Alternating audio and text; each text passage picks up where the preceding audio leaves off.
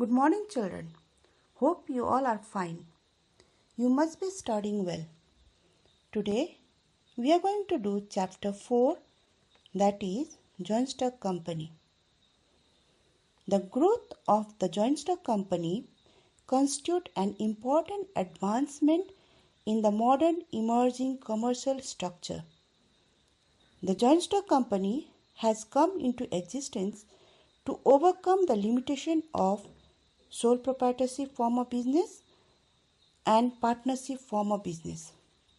Sole proprietorship and partnership form of business, with their unlimited liability and instability, were unsuitable for undertaking a large-scale operation. The joint stock company grew up as a convenient form of business organization to solve the need of huge capital, managerial skill, limited liability, etc. Now, according to L.H. Heney, a company is an artificial person created by law having a separate legal entity with a perpetual succession and a common seal. Now, moving on to the features or characteristics of joint stock company. While discussing the features of a joint stock company, I am going to discuss some extra point which is not given in your book, so please make a note of it. Number 1. Incorporate association. A company is an incorporate association. It comes into existence only after registration under the Company Act. Number 2. Voluntary association. A company is an association of many persons on a voluntary basis. So, a company is formed by the choice and consent of the member. Shareholders can withdraw their investment from the company at any time they desire. Number 3. Artificial legal person. A company has a legal personality. As such, it is regarded by law as an artificial legal person. Company has the right to acquire and dispose of the property. It can enter into contract with third parties in its own name. It can sue and be sued in its own name. Fourth, separate legal entity. A company has a legal entity distinct from its member. It is an artificial person having an independent existence. The principle of separate legal entity was established in the case of Solomon vs. Solomon Company Limited, 1897. Common seal. The common seal with the name of a company engraved on it is used as a substitute for its signature. The company cannot sign any document as it is an artificial person. Documents issued by a company must bear a common seal and it must be witnessed by at least 2 directors of the company. Number 6. Perpetual succession. Company has perpetual succession as its existence is not affected in any way by the death, insolvency, exit of any shareholder.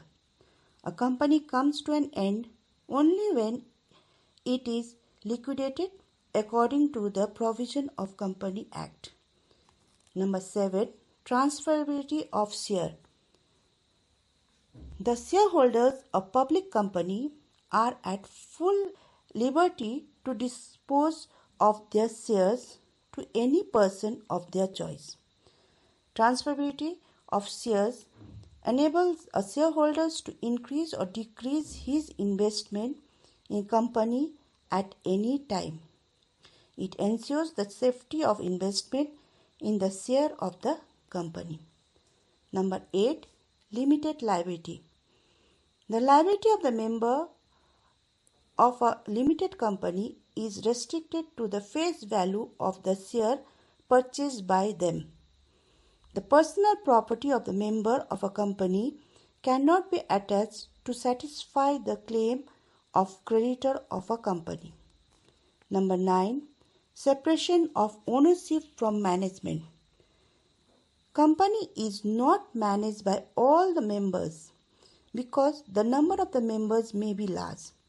The representative of member known as director, they look after the day-to-day functioning of the company. Thus, public remain acquainted with the activity of the company. Moreover, there are some legal restrictions on the activity of a company. In this way, a company enjoys greater public confidence.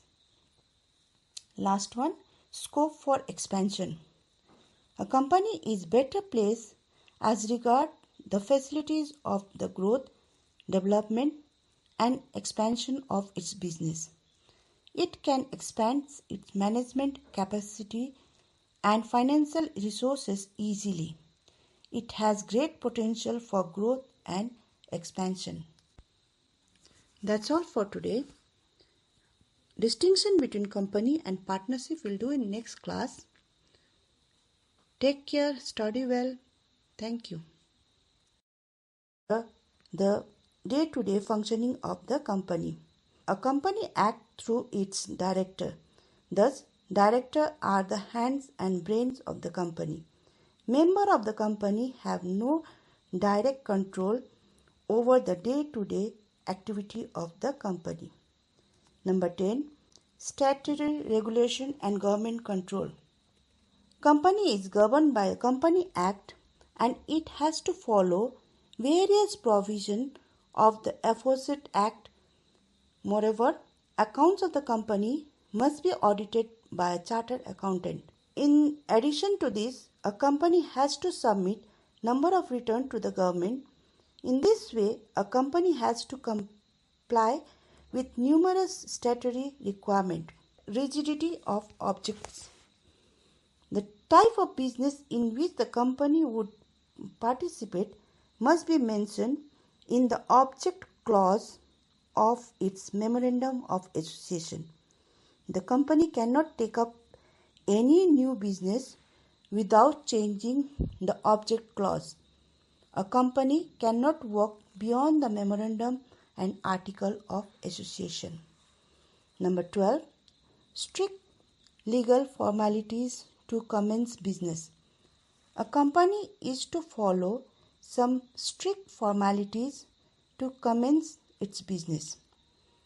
In order to form a company, it is necessary to submit certain documents to the register of the company. Number 13. Social benefits. Company form of business enables better utilization of available resources. It is needless to say that with the increase in production and improvement in quality, all classes of society have benefited. Number 14. Accountability to shareholders. All the affairs of the company are to be disclosed to the shareholders so that they may come to know about the prospects and other problems of the company as a whole. Therefore, company is responsible for its accountability to the shareholders. 15. Public confidence. Audit of accounts of the company is compulsory under Indian Company Act 2013. The financial statements of company are published every year.